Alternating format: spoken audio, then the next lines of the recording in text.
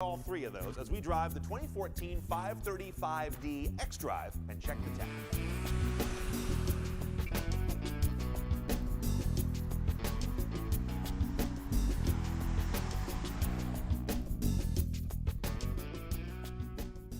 Now inside our 5 Series diesel, not a lot of changes to the cabin technology. Let's take a quick tour though of the latest iDrive in case you haven't seen it. This is the new controller. It's going to draw your eye right away. Notice that it's very large. It's got a nice set of home run buttons, if you will, which I always appreciate. And this is a touchpad. So you can write letters on it to spell things out like navigation destinations, or you can also use it just to drag and drop around the map and move through things without having to use this horrible old interface that BMW used to force you into, which is still there, but you can now ignore it. Now all of that's driving a really wide screen in the dash. This is the latest layout of iDrive. If you haven't seen it in a couple of years, this will look new, but it's not all that fresh. It's a nicely done situation. You've got a nice wide screen to give you a lot of breathing room, which is nice for navigation in particular and mapping. Now here's BMW's app strategy in this car. It's under the Connected Drive menu, and then you can go to BMW Online for your first little dose. Built-in 3G radio in the car. Here are a variety of information services, including online search with Google.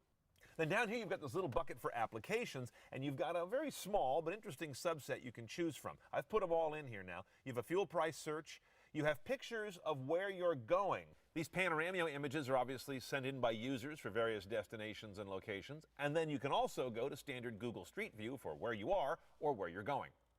Send to mail is letting you send destinations back and forth. Wiki Local is interesting for looking for things of note in your local area. I mean, none of these are critical that you have to have in your car, but they do all come back to the core of driving. I find these more interesting than Facebook and Twitter, to be honest. And of course, you've got the ubiquitous Yelp ratings in here also. Voice commands. Voice commands. Exit. As you can see, you can't use voice command with Yelp. Your only choice is to say exit by voice. That's a little bit disappointing. Not all these apps connect to the voice system in the car, just the BMW services. It's kind of a hodgepodge. In practice, I find using voice command better on this car than writing in a navigation address, because you got to go bucket by bucket when you write. You can go one throw when you talk. 235 2nd Street, San Francisco, California. Did you mean 235 2nd Street, San Francisco? Yes, I did, you sexy beast. Now, beyond the cabin infotainment, 3 things in here that are cabin driving tech are very telling and very interesting on a diesel. First of all, down here, you've got the rocker switch for comfort and eco, but also sport and Sport Plus. You don't normally associate those kind of settings with a diesel sedan. Look at the tachometer. We don't redline till 5,800. That's also not a level you typically associate with a diesel. And then go to this menu here called Sport Displays under your vehicle setup. And look at that, power and torque meters. All of these tell you that BMW is swinging toward a performance driver's diesel and not one that just lumbers along trying to sip fuel. We'll get on the road in a minute, see how well they do it. First onto the hood, here's evidence that BMW hates you and wants you to die. They put 2 of these hooks under the hood. Every time I get in here, I bang my head on one. One day it's going to go through my skull and pull my brain out. That won't be pretty. Now the rest of what's in here, easy. 3-liter inline 6 turbo diesel with common rail direct injection. This is kind of your modern state-of-the-art diesel engine. Good numbers, 255 horse, but even better, 413 foot-pounds of torque. Moves this over 2-ton car to 60 in 5.8 seconds. Not bad, that's a big boy. While delivering 2637 mpg. Now, we have an 8-speed automatic, all these models do, but all-wheel drive is optional. We have an xDrive. You can get it also rear-wheel drive.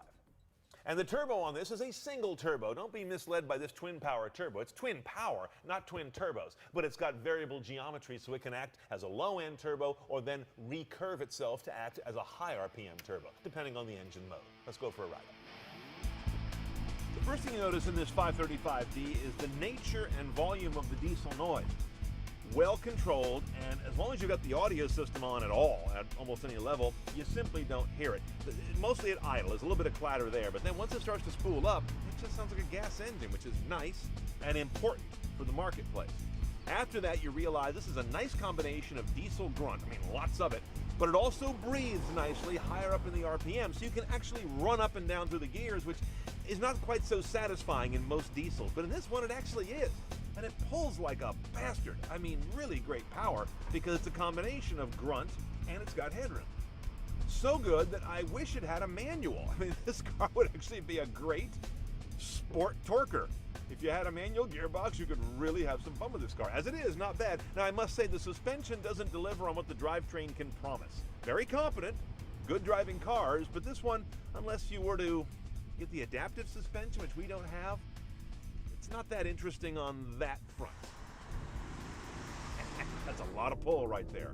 Running through the paddles, looking at the sport gauges there on the dash, putting this thing in Sport or Sport Plus. These are all things that are a foreign language in diesel land, but BMW's done a nice translation. I mean, it's too bad this car is relatively pricey, as we'll see in a bit, because if it was more accessible, this would change a lot of minds about diesels in everyday enjoyable driving. Okay, pricing our 535D xDrive with the all-wheel drive is basically a $60,000 proposition delivered, but we still have a long way to go to get to CNET style. So pour yourself a drink, sit down, and listen up. We have an M Sport package here with a bit of a body kit, some 19-inch M wheels, and a nice-looking M steering wheel, $3,100. There are two driver assistance packages. The first one for $1,800 is how you get a rear camera, I find that insulting, along with a head-up display and parking sonar. Driver Assistance Plus for $1,900 makes lane departure and blind spot tech active. There's a stop-and-go adaptive cruise package, which will do stop-and-go tech in traffic, also brings in surround cameras, $1,200. Night vision with pedestrian detections, $2,600, but it also requires the cold weather package. I don't like that kind of tying. The lighting package for $1,900 gets you LED headlights and automatic high beams. If you want adaptive suspension, that's the dynamic handling package for $3,500. Harman Kardon surround sound, $875. I'll pass on the Bang & Olufsen for $4,500. And a slick BMW iPad holder for the back of the front seat, those are $190. I'd throw in one of those for sure. Now we're talking the low 74,000s. But overall, does the 535D add up? It delivers a 7 mpg average improvement over the 535i, but costs about $1,500 more when both are totaled up CNET style. At current mid-grade gas versus diesel prices in the US, that means it'll take close to 3 years to earn back the diesel premium. That's right about the time you'll be ready to trade it in.